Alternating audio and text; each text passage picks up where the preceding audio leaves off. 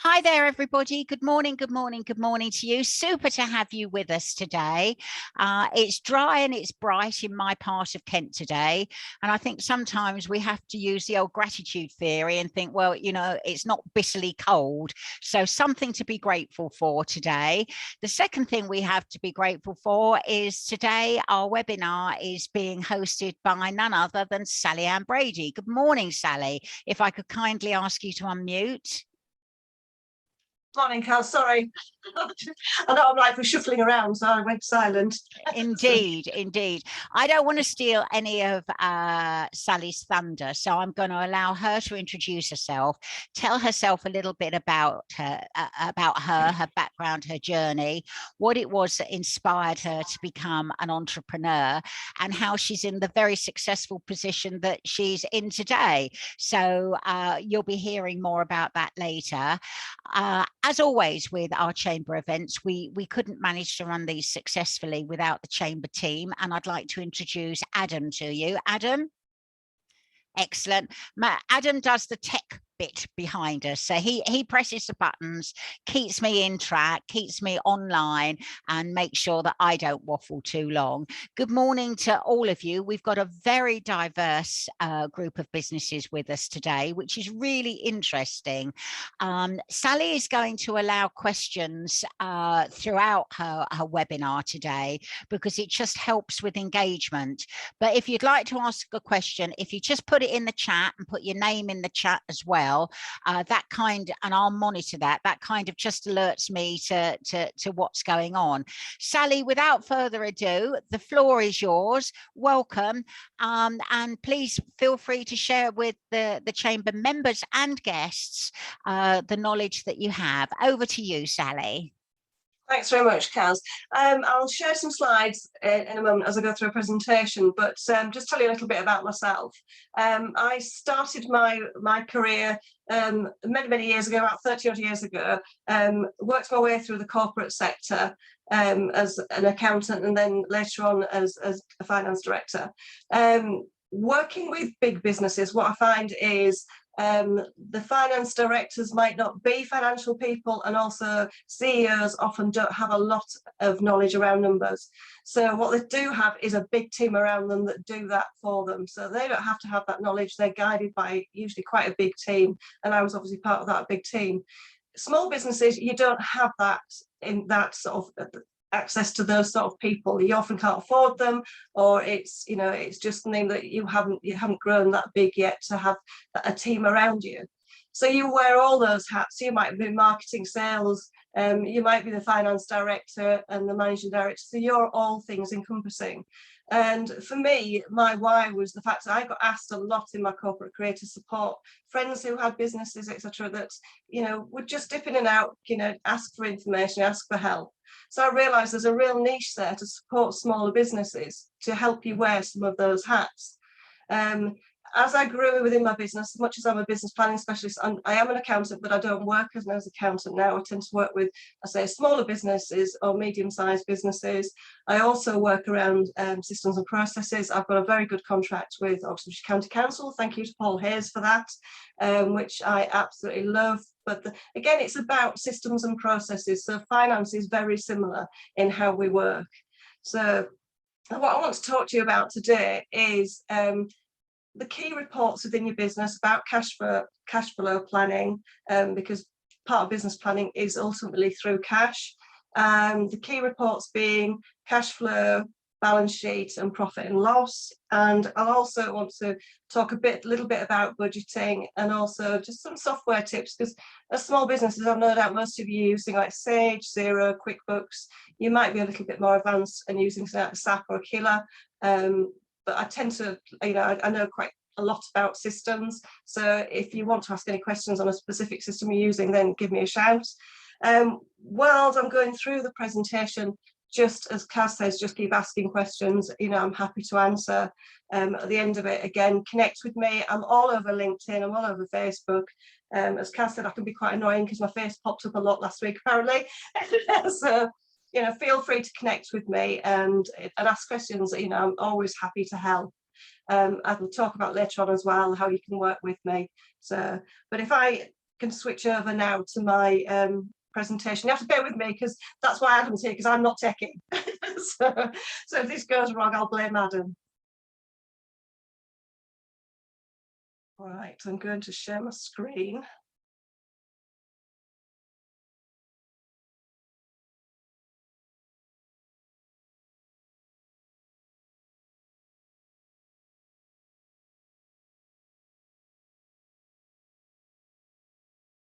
All right, so if you just bear with me, I'm already having a technical hitch.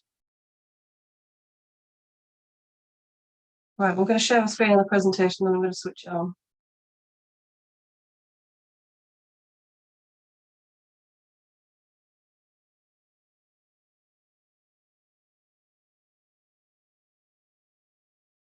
I apologise, I thought this might happen.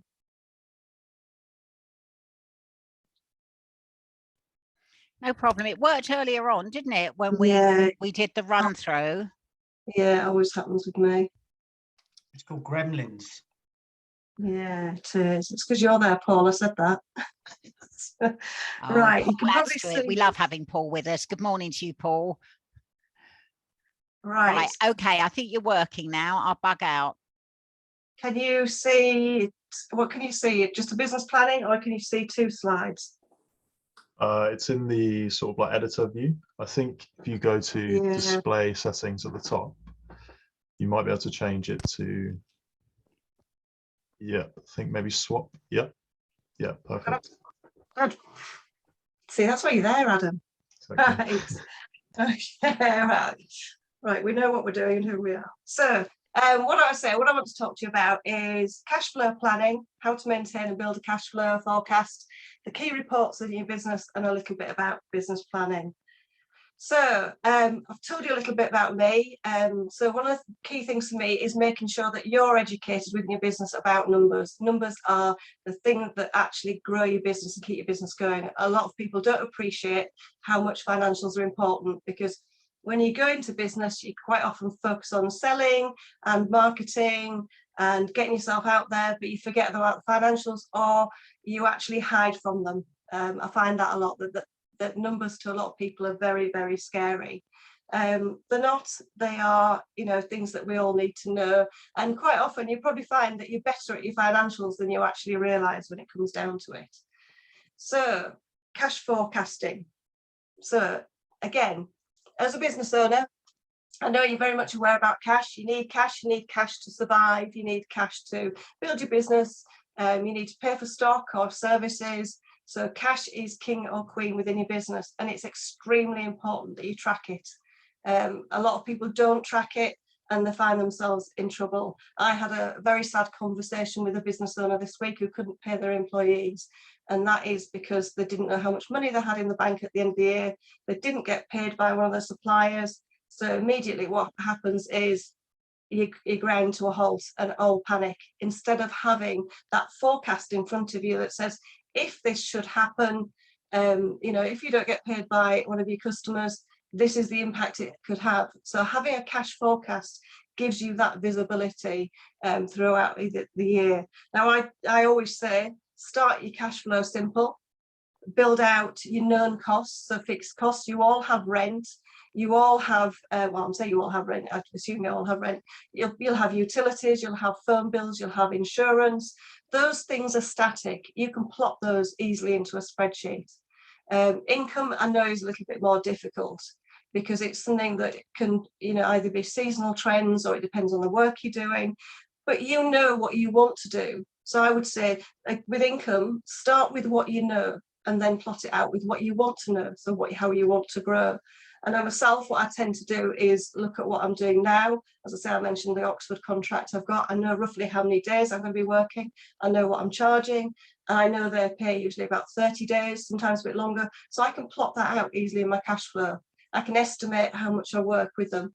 I can also pull that back and say, well, actually, if I can't get there next week, or suddenly we cancel a meeting, I can drop that income down and see the impact it can have. So where a lot of people say that income is a finger in the air job and a guesswork, it's not that difficult when you start looking at your business as a whole. If you're selling products, You should know how much it costs to make that product, so you'll know how much you're putting out seasonally as well. One of the things that Kaz and I talked about earlier was with, when you're invoicing with customers, you don't often chase them. So you might get to the end of a job and say, I'll do that invoice later because I can't be bothered. That impacts your cash flow. As soon as you've done a job, or even before you start a job, invoice. And systems like Xero, they have automatic chasing. So I was saying earlier, I set my invoice. So if I've got a client that I know pays late, but I know also that I can be that flea in his ear until he does pay me, because on my Xero, I set it to chase at 2, I think it's 2, 5, 7, 10 and 14 days. If it gets to 14 days, we'll fall out. So you can have these things that automatically chase. So again, it makes it easier for you to plot your cash. In terms of expenses, as I say, you've got known fixed costs. You might have seasonal costs. You can plot them out. Fixed costs, I say, you can put in for a year. Again, your chamber subscription, you should know when it's due, put it in the spreadsheet, and that will give you your incoming and outgoing. So you've got your income, you know what it is, you've got your expenses, you can estimate your seasonal trends, you know where you're going with your cash. And that is a simple way of tracking it. I personally use spreadsheets. I like Excel. There are models out there. I know that some business coaches have some models, but I personally don't believe you can beat a good Excel spreadsheet or a Google Docs spreadsheet, because you can manipulate them. With a software system, it's not as flexible and it's only as good as the information you're putting in. Whilst that's true for Excel spreadsheets, you can see and check much easier. It's in front of you. And one of the key things I would say is really, really keep it simple. If you overcomplicate it, you won't track it. You won't look at what you're doing or trends. You're more likely to shy away from it. So the simpler you keep it, the easier it is. My other thing would be, I would say, is we've talked about what you should include, but where do you get the information from? I use my bank statement. I actually look at my bank statement and go through it, and I'd go track back to a year and say, right, okay, I know I paid for this then. Again, this is what I'm saying, when your chamber's due, when your subscriptions are due. They're all on your bank statements. And you might say, oh God, looking through my bank statements for a year, I've got a lot going through. But actually, if you're flicking through, things start jumping out at you. And the other thing that'll jump out at you is, do I really need that? What's important in my business? The other day this is on my personal expenditure, because I check both my business and my personal expenditure. I had 2 Disney Plus accounts, and they're not cheap. They're not hugely expensive, but it was, £15 a month coming out of my account that I didn't need. And it's that sort of thing you start making yourself aware of as well. What costs are going through my business that I don't really need? Is there something that I could cancel? Could you enhance it? Could you look at it from a different perspective and utilize it better? I'm sure you all use things like Canva and Zoom. We're using Zoom now. If you pay for those things in advance, you get a discount. So is it worth looking at that as well? Because those sort of things are cost savers, but you might not think about it at the time. Everybody hits that pay monthly button because you think it's easier, when actually you could look at something paying annually and save yourself some money. Again, what tools? Again, this is why I say go to the Excel spreadsheet, keep it simple, plot those things, look at the impact that it can have, play around, see what's happening over the next year. We've just been through the worst 2 years that in probably in our lifetimes, our history, in terms of business, where things are crashing around us. So a lot of you might have taken out the bounce back loan or the C-bills. You might be on recovery loan now. All these things have been made open to us to use, but where have you got it planned that you can actually afford to repay it? A lot of people I know took the bounce back loan without even thinking about it, because they didn't know whether they could survive, because they hadn't planned the cash. So again, this is another insight into these things. Look at it, when you took that bounce back loan, how long are you going to repay it over?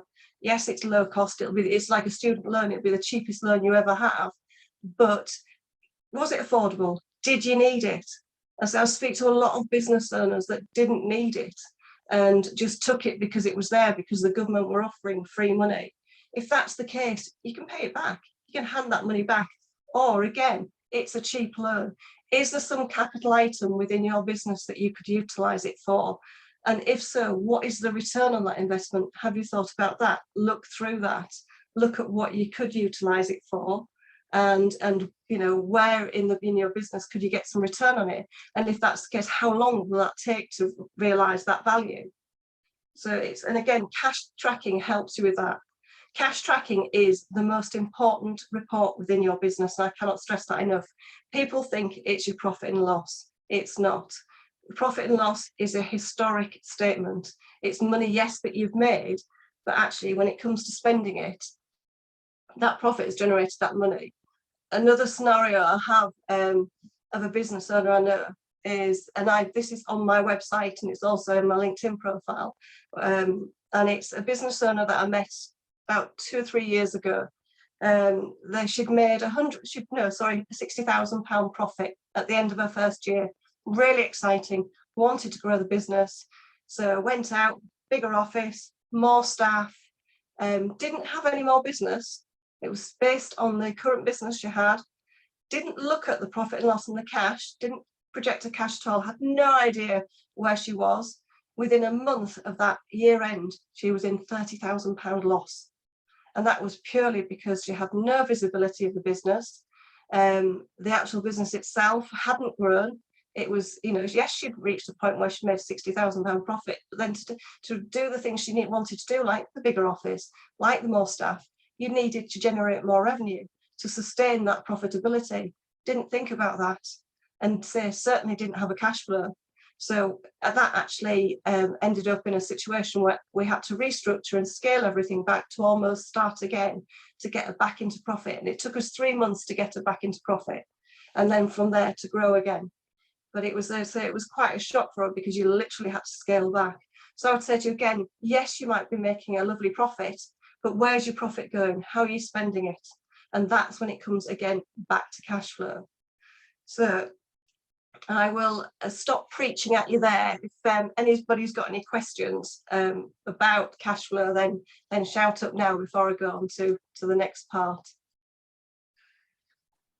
Is there anyone that's got any burning questions on cash flow, which is so important? If I could just bring Value Chamber member Anita in here, Anita McLaurin. Good morning, Anita. If I could kindly ask you to unmute. Anita? Hello, yes. Yes. Hello. Hello, thank you. You've done some really supportive posts of Sally's slides on the importance of cash flow. Yeah, definitely. I think it's something when we're ridiculously busy, as we all are, it's things like cash flow that gets forgotten. And one of the reasons why I'm here today is, one, because I really like Sally and I think she's an absolutely amazing woman in business. But also one of my big goals for this year is to actually really drill down on our figures in our family business. So we've had a really successful couple of years, and I know an awful lot of businesses haven't, so I'm very empathetic to that. But we've had a really good couple of years at Autosparks, and it's interesting what Sally said about profit. Sometimes we're so focused on the profit, and we think this is excellent, this is fantastic. We've just done our tax returns, we've had a very profitable year. But rather than just sort of sit there and think, okay, right, what's next? Let's continue to grow and expand without actually drilling down into the figures and looking at our cash flow. And that's something that's really important. And for me, that's kind of what my aim is for this year, is to get a little bit more my head around the figures and the actual numbers, which is scary when you're running a business, because, as I said, quite often what we tend to do is we just go day to day in our business, running our business, looking after our clients, but don't actually get to know what's going on with the numbers. So I think it's really, really important. Thank you. And I'm hoping with the rest of Sally's presentation, the purpose of you joining us today will be validated. Thank you for that positive contribution, Anita. Before we move on, we've got a question from Mr. Paul Hayes. Paul, if I could kindly ask you to unmute, sir. You have a question for Sally. Yeah, it was really around I know Sally mentioned lots of different options for how to track cash flow, and there'll be some preferred by certain businesses as opposed to others. But is there in your opinion, Sally, the most reliable or the go-to? What would you say is the most beneficial for most businesses to be using, if that's a fair question? In terms of software, Paul? Yeah. Do you know, I personally use Xero at the moment. I'm a big fan of Xero. I know people, the QuickBooks is very similar and produces similar reports, and that actually has a cash flow model within it. In fact, they both do, and I've actually found they're actually building those out better and better, so that they are getting more useful. The only thing they do tend to look at it, they look at it from a perspective of the balance sheet sometimes. So I know when I've run the cash flow statements on a Xero, it has some elements in that as a business owner, I say it's balance sheet orientated, so it's quite confusing. And so yes, use it by all means, but be aware that that's what you might see. I did run it last week with a client, and immediately it was, what does that mean? And I said, actually, that's a balance sheet statement. That's why. So that's why I tend to say, yeah, use Excel, use your bank statements and use Excel. And then you can tie it back to your profit and loss. You can always see that where the money's coming through. And again, you can tie it back to your balance sheet, because you can see what you're owed by your customers. You look at your debtors listing, and actually you can plot it out. Quite a lot of customers I work with do that. They use the debtor list and creditor list. So the supply list of what they owe to suppliers, list of the money they owe to customers, to plot out on the cash flow what's due in and what's due out. That's a very useful skill. I'm going to have to move you forward, because I know you've got tons of fabulous information to share with us, and I don't want to lose one single minute of your wisdom. So Paul, thank you so much, sir, for your question, and I'm sorry to have cut you just a little bit short. There will be opportunities as Sally moves forward, but Sally, back over to you, please. Okay, and thank you, Anita, by the way, for compliment. That's really kind. Thank you. Right, three key reports. Again, we've talked about cash flow, so I'm going to talk about your profit and loss and your balance sheet. They are the other two key reports that you need to be focusing on. And what I would say is you need these reports on a monthly basis. I feel like I'm preaching today, but it's something that as business owners we all need to get a handle on. So profit and loss, this is from Xero, this particular report. So it details out turnover, cost of sales, gross profit, administrative costs, operating profit, profit on ordinary activities before tax, and profit after taxation. Now, hopefully you all know what that means. You might be one of the people that gets this from your accountant once a year. I hope not. I tend to refer to that scenario like the Grim Reaper, because it comes around and bites you once a year. This is something that you should be looking at on a monthly basis to know where your business is going. Again, it drives the profit within your business or drives the cash within your business, so that it all flows through. I've done the next slide about jargon, because I can even feel it in myself. I'm talking probably jargon to you now, and I know with some of the terminology it's standard, some isn't so standard. So I'll talk you through the jargon. I did this slide for a presentation I did a while ago, because it's something that you see with your accountant, I'm sure, a lot. Some of you might refer to your profit, or you might hear your accountants refer to your profit as EBIT or EBITDA. Some people call it EBIT and EBITDA. All they are is net profit and net profit after tax. So if you ever hear those scenarios, don't be scared by them. They are just accountancy terminology, and we are devils for using, like a lot of businesses, jargon. These sit, the way I've set this out, sits how it will sit in your profit and loss. So you start off, some people call profit and loss an income statement. If you're a sole trader, it'll be called an income statement, income and expense statement. It's exactly the same as a profit and loss. The difference is the profit at the end of the day is yours. As a sole trader, as a limited company, the profit belongs to the company. That's the only reason they're set out and named slightly differently. Income at the top, turnover, revenue, that's the sales coming in. Cost of sales, which you might hear called expenses, or COGS, which is cost of goods sold. They are purely the costs that are associated with making a sale. So like me, I'm a service business. So I sell my time. My daughter laughs and says I sell my body. Don't think anybody wants it. I'm a bit old for that.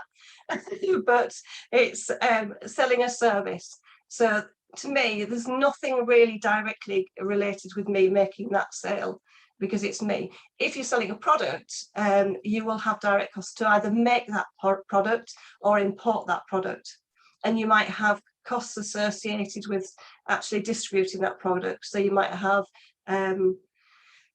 postage costs, you might use couriers. So those are direct costs. So those are the things that you always need to keep a handle on as well. Make sure you're tracking those and measuring those. Expenses and admin expenses are literally the costs of running the business. So your office expenses, your stationery, telephone costs, again, keep tracking those. And then, sorry, I missed out, between turnover and direct costs is gross profit. So that's when we talk about gross profit, because there's nothing else other than those two items affecting your profit. It's what comes below is then your net profit. And then we put dividends and tax beyond that. So hopefully I haven't confused you too much about that. If I go back one, you'll see what I mean. So this is your turnover. The next bit is your cost of sales, then your administration costs, operating profit, so what it's cost to run your business before any tax. Now that, again, key statement, always look at that. That is what drives your cash. So cash first, profit and loss second, or switch those around. Those two are really, really important. Now the other one that I always look at with businesses, that a lot of you say, oh, I really don't need to know this, but you do, a balance sheet. Your balance sheet is what you are worth as a business. So what it actually means is, what if you sold everything today, got up and said, right, I've had enough, I want to sell my business, I'm not, I want to go back into the employment world, or I feel like retiring. What would you make if you sold everything in your business today? So your net worth. So for some of you, it might be goodwill, so the goodwill you've built up with your business. For others of you, it might be assets within your business, so equipment or premises. I say you might own the premises you work in, that's an asset within your business. If you sold that, it comes into your balance sheet. And I always say, keep a track of this, because what people have forgotten over this last 2 years is, with all the borrowing that has gone on, with all the C-bills, the bounce back loans, they impact this statement. So much as you think, oh yeah, I've got some cash in the business, it's a loan. It's a loan that sits as a liability within that balance sheet, which can actually, if you haven't invested it and you haven't bought equipment with it, or you haven't done something useful with it, it's a liability. Therefore, it reduces the net worth of your business. And I think, again, that's something important that a lot of businesses have forgotten, that actually by borrowing, you're increasing the liability in your business. So again, this is why I say keep an eye on this statement. It is really, really useful. And don't dismiss it as something that you don't need to know, because you do need to know it. Again, I've put together a little bit of a slide about, the meanings behind it. So assets, you get different types of assets, tangible and intangible. Intangible, I always describe as something that you can't touch or feel, you can't squeeze it, you can't, grab it, pick it up. It'll be something like goodwill. A tangible asset is something that you can actually physically grab hold of. So like your laptops today, or, any equipment that you have. If you see liabilities on a balance sheet, you'll see things like accruals, creditors, and deferred tax. Accruals are literally, if you say you're going on holiday and you want to save up for your holiday, you'll put money away every month. You're making an accrual. That's all it is. You're making that saving ready to release it when you actually make the purchase. So again, it's something that, because of the terminology, a lot of people shy away. If you Google them, they're really, really simple. I think as accountants, we've just decided to complicate them, to bamboozle you. Creditors are suppliers. That's all they are. It's just, again, another terminology. It's what you owe your suppliers. Deferred tax is tax that you haven't yet paid, that you will pay at some stage in your business life, or it might be 1 to 2 years ahead. Quite often it is used when tax computations are done by the accountant. They say, right, that tax isn't due yet, so they literally defer it, they put it off. Your current assets, prepayments, again, like I talked about Zoom earlier, you might pay for Zoom in advance. and therefore you can split that costs over how long you've, if it's a 12-month contract, you can split the cost over 12 months. So it makes you, when you look at your accounts, it makes them more stable or level. So you're only recognizing costs as it happens. Now I have this with a couple of businesses because they have work in progress, the construction and engineering businesses. So when they actually do make a sale, that sale might have taken them 6 months to build up because they've had a 6-month contract. So actually all the way through the contract, where we actually align the costs. So we might put an accrual in for costs that we haven't had a bill for yet, or we'll put an accrual in for income that can reverse the other way, so that each stage of the month you're recognizing the income and the cost at the same time. So that's why you have prepayments and accruals. You can spread costs or you can save costs, or like your holiday savings, not savings as in reducing.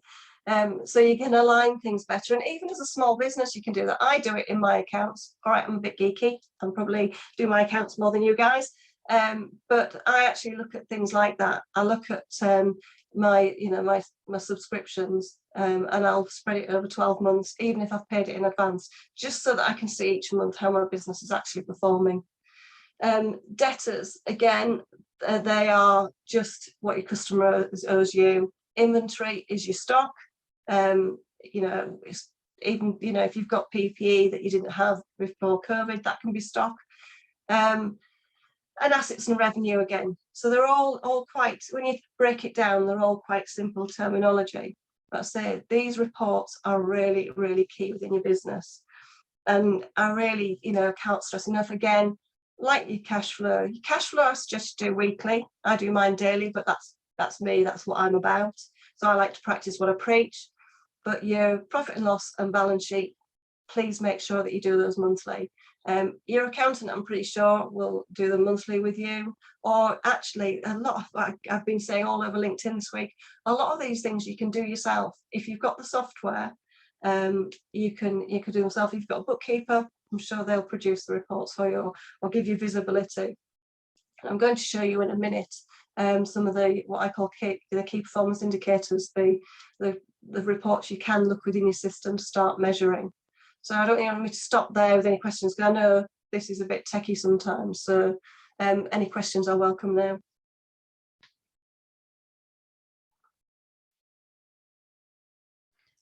No questions from anyone?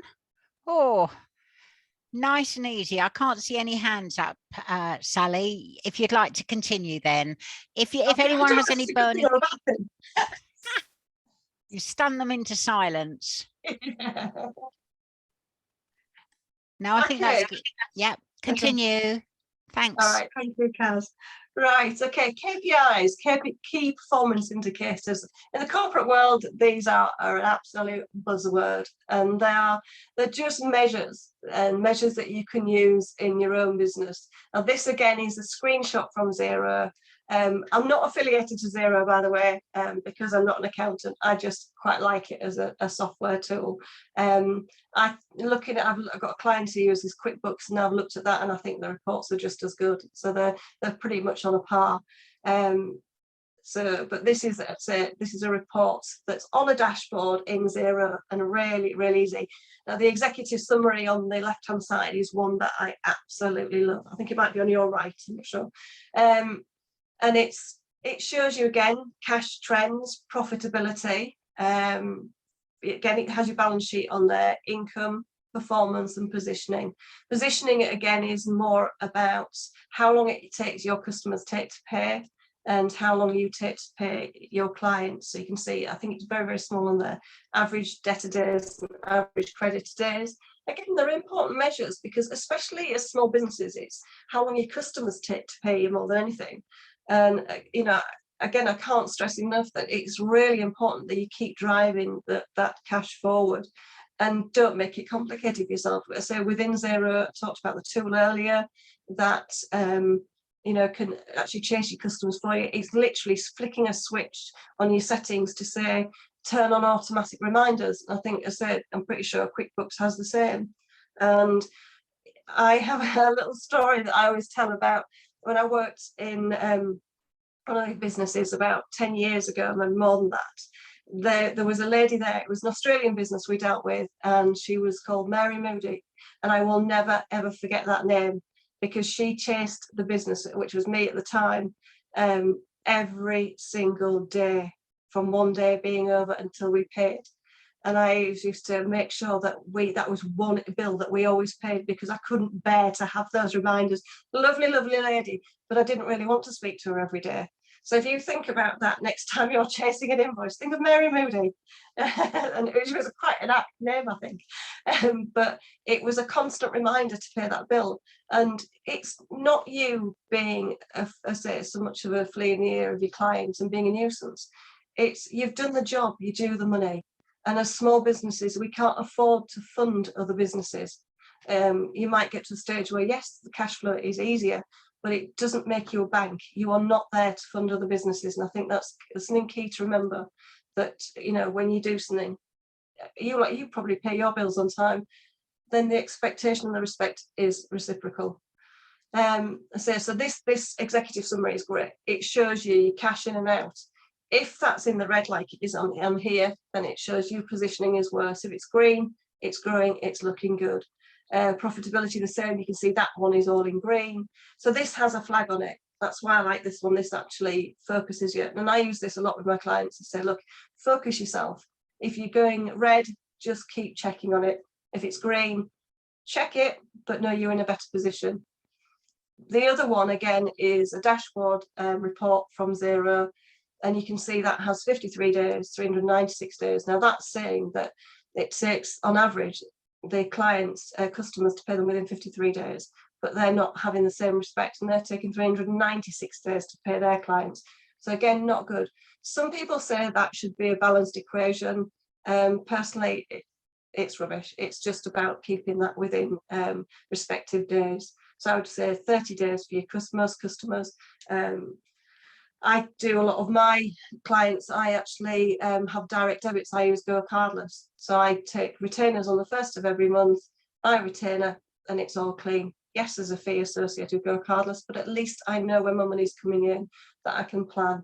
And I think as a small business, if you can utilize those tools, then utilize them. I think Stripe is another one. Stripe is quite expensive. PayPal, I know they're quite expensive, but if you can keep regular money coming in, then again, it's all about impacting your cash flow. So have enough tools for your clients to be able to pay you, and, you know, don't make it difficult. The more difficult you make it for them to pay you, the less likely they are to pay you. So using bank transfers often is quite a difficult way, because you've got to set up a new supplier. You might have to get authorization on your bank. The bank doesn't always recognize the supplier name, because then it's a risk because of all the new things that come in. If you're using tools like Go Cardless, I say Stripe, SumUp, whatever, they make it easy for your customers to pay you. And I've no doubt you have this with your suppliers. Can I pay you by credit card? So, you know, be aware of those things that make things easy for people. And these sort of measures come through. I say these are basic reports that you'll get on any accounting system. Sage, I find a little bit clunky at the moment, I must admit, so I'm not a massive fan, but you all, you know, some of you might use Sage or Sage 50. What I would say, if you're using an old version of Sage 50, look at the cloud version, because it has more of these dashboards. And I think as business owners, I personally like a dashboard, like to see a little bit of colour. You know, it makes you more interested, keep yourself interested. If you see lots of figures around you, you'll probably look at it and say, I'm not interested in that, because you're not an accountant. To be fair, in your business, you are an accountant, you need to know your numbers. So this is a good way to look at it. So I'll go on to some software tips in a minute, but any other questions? Because I feel like I'm preaching. So.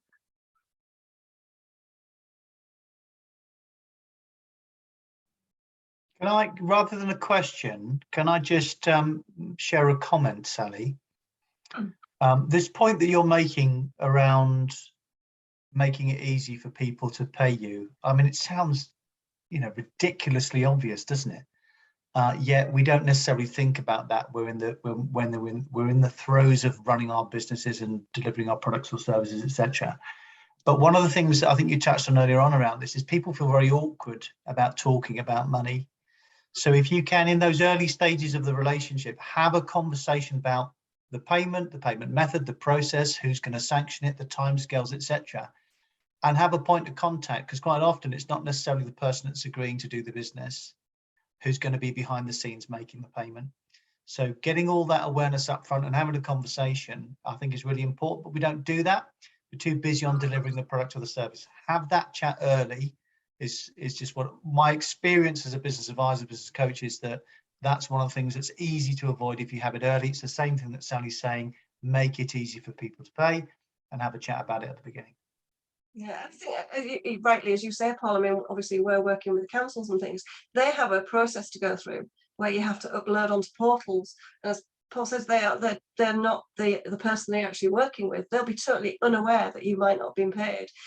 So make sure you follow processes, that you know what you're doing there. Have your point of contact, ask the questions. Because I know myself, my first experience was yes, I'd worked with councils before, but not from a supplier perspective. And there's a supplier process you have to go through. And there's a portal there, and it doesn't always work. So you have to know where your touch points are to make sure those are processed properly, and that you're actually adhering to their policies, because one of their requirements is that you put a purchase order number on. Now, if you miss that off, and that's more fool you, because they won't pay you, but you won't necessarily be alerted. You might not find out for beyond 30 days, and then it's another 30 days before you get paid when you've rectified it. And so make yourself aware of what criteria is required by your client for them to be able to pay you. So, and I said, always make it easy. And I think it's something that we're fearful of, is asking for money, talking about money. I did a presentation last week in Canterbury, and a couple of people came to me afterwards and said they felt like I was talking to them because of those points. They said they were very much afraid to actually go ask for money. And I said, never feel like that, because you are providing a service or a product, and the agreement is, so as Paul says, put that out from the start, have that agreement. I personally have contracts that I put out to my clients that they sign before we start. So I use DocuSign, we have a contract, and we have an assignment letter. Even with products, you can do that. And there's so many tools out there to make that flow easy. So get that right from the start, and that way that your money comes through. So, okay, software tips. I would say, it's more about the accounting side of it.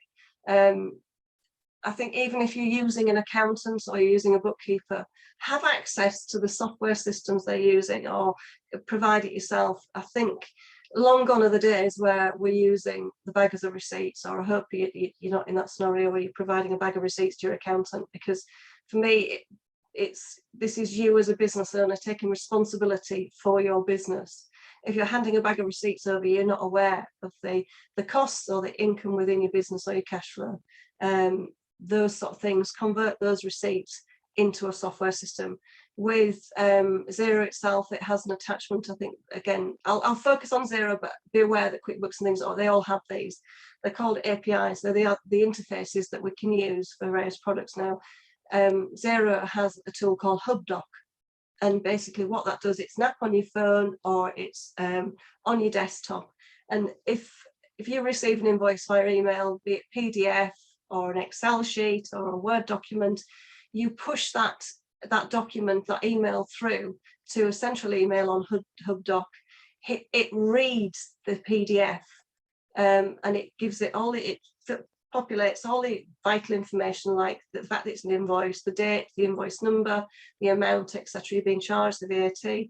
And then all you have to do for just once is tell that invoice where you want it to go. So for me on Xero, if somebody invoiced, like I got my healthcare through yesterday from Westfield Health, so I look at that, I push it through to HubDocs.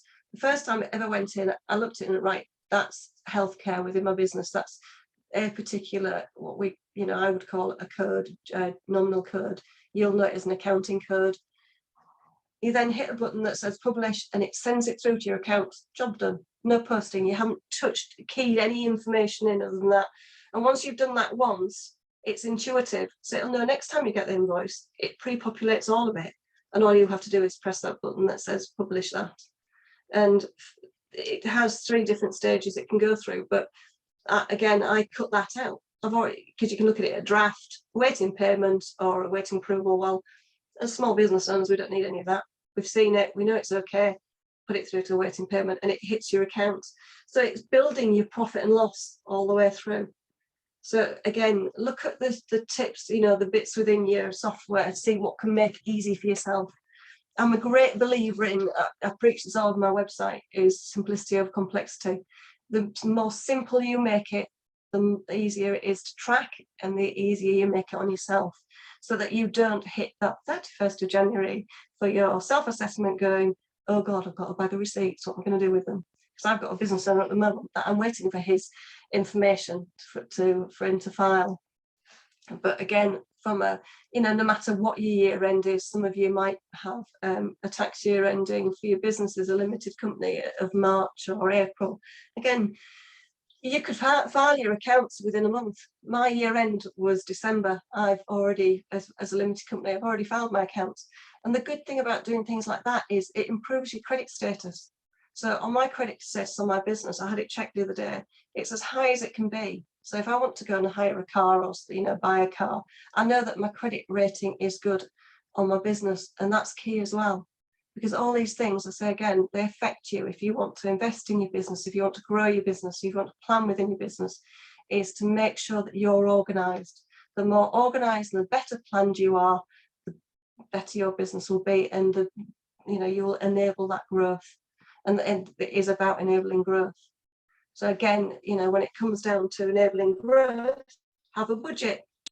Have a budget, design a budget for your business, know where you want to be. You've got your cash flow, you've got your profit and loss. Building a budget is easy. It's, again, look at where you want to be.